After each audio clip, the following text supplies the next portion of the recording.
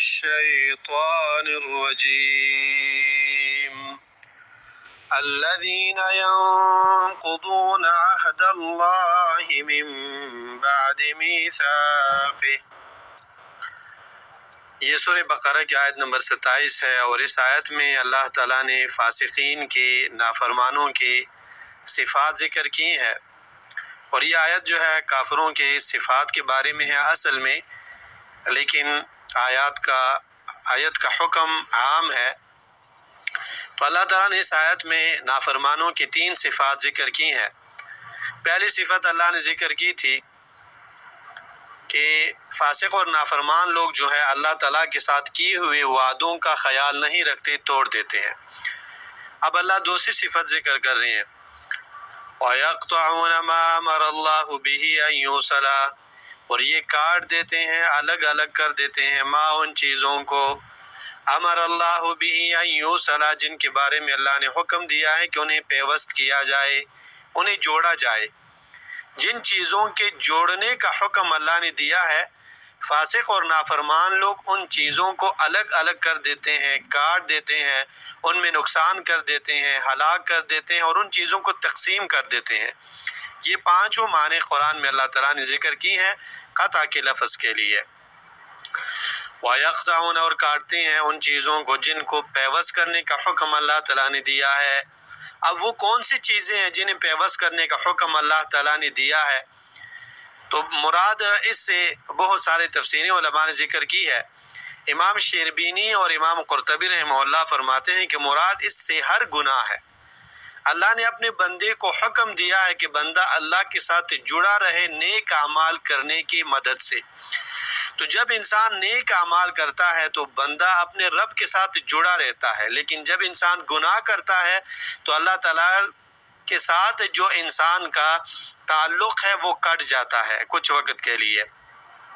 تو اللہ نے حکم دیا ہے کہ بندہ اللہ کے ساتھ جڑا رہے، کانٹیکٹ میں رہے، تعلق میں رہے، لیکن جب انسان گناہ کرتا ہے تو وہ تعلق کٹ جاتا ہے۔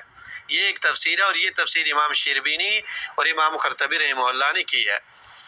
اور دوسری تفسیر جو علماء نے ذکر کی ہے وہ یہ ہے کہ اللہ نے اور اس کے رسول نے حکم دیا ہے مسلمان کو کہ وہ مسلمانوں کی جماعت کے ساتھ جڑا رہے۔ تو جب کوئی بھی مسلمانوں کی جماعت کو چھوڑ دیتا ہے تو اس نے اس چیز کو کاٹ دیا جس کے پیوست کرنے کا حکم اللہ تعالیٰ نے دیا تھا۔ اور جو سب سے مشہور اور معروف معنی ہے یہاں وہ صلہ رحمی ہے۔ اللہ تعالیٰ نے حکم دیا ہے کہ انسان صلہ رحمی کو جوڑے رکھے، پیوست رکھے۔ تو جب بھی کوئی انسان صلہ رحمی نہیں پالتا تو اس انسان نے اس چیز کو کاٹ دیا ہے جس چیز کے پیوست کرنے کا حکم اللہ تعالیٰ نے دیا تھا۔ مختصر انداز میں ما امر اللہ ان یوصل، ما امر اللہ بہ ان یوصل، وہ چیزیں جن پر اللہ تعالیٰ نے حکم دیا ہے کہ انہیں پیوست کیا جائے، مراد اس سے دین اسلام کے کل احکام ہے۔ یعنی کہ اللہ نے حکم دیا ہے کہ اللہ اور اس کے رسول کے طرف سے جن چیزوں کے کرنے کا حکم دیا ہے، جس کے ابتدا میں ایمان اور توحید اور عمل صالح ہے، انسان کو ان چیزوں کے ساتھ پیوست رہنا چاہیے اور ان چیزوں کو کاٹنا نہیں چاہیے۔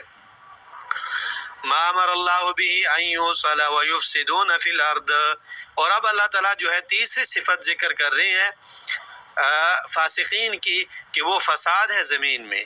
اللہ تعالیٰ فرماتے ہیں وَيُفْسِدُونَ، اور یہ فاسق لوگ جو ہے فساد پھیلاتے ہیں زمین میں۔ فساد سے مراد امام قرطبی رحمہ اللہ فرماتے ہیں کہ اللہ تعالیٰ کے سوا کسی اور کی عبادت اور لوگوں پر ظلم کرنا اپنے شہوتوں کو پورے کرنے کے لیے۔ تو زمین میں فساد، سب سے بڑی فساد جو زمین میں ہے وہ شرک کو پھیلانا ہے اور توحید کو ختم کرنا ہے۔ اس کے بعد فساد لوگوں پر ظلم ہے۔ یہ معنی امام قرطبی رحمہ اللہ نے کیا ہے۔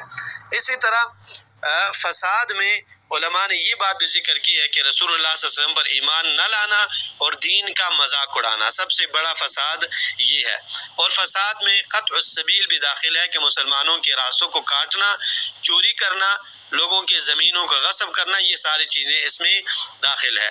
اولئک هم الخاسرون، اللہ تعالیٰ فرماتے ہیں یہ لوگ جو ہے هم الخاسرون، یہی نقصان اٹھانے والے لوگ ہیں۔ تو فاسق کون سے لوگ ہیں؟ جن میں 3 صفات آ جائے۔ 3 صفات کون سے ہیں؟ اللہ کے ساتھ کیے ہوئے وعدے کو پورا نہ کرنا، وہ چیزیں جن کے پیوست کرنے کا حکم اللہ نے دیا ہے انہیں کاٹنا اور زمین میں فساد پھیلانے کی کوشش کرنا، اللہ فرماتے ہیں کہ جس میں یہ 3 صفات آ جائے اولئک هم الخاسرون، یہی لوگ جو ہے نقصان اٹھانے والے لوگ ہیں۔ اور خسران جو ہے، نقصان کسے کہا جاتا ہے؟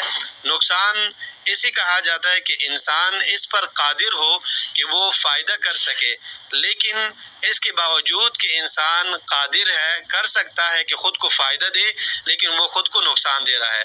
یعنی کہ مقصد یہ ہے کہ اللہ اور اس کے رسول نے سیدھا راستہ دکھایا ہے، وہ صفات بیان کی ہیں جو کہ مسلمان کو اپنانی چاہیے، لیکن اس کے باوجود بھی اگر ایک انسان غلط راستہ اپناتا ہے تو یہ انسان کی مرضی ہے کہ سیدھے راستے کو چھوڑ کر غلط راستے کو اپناتا ہے۔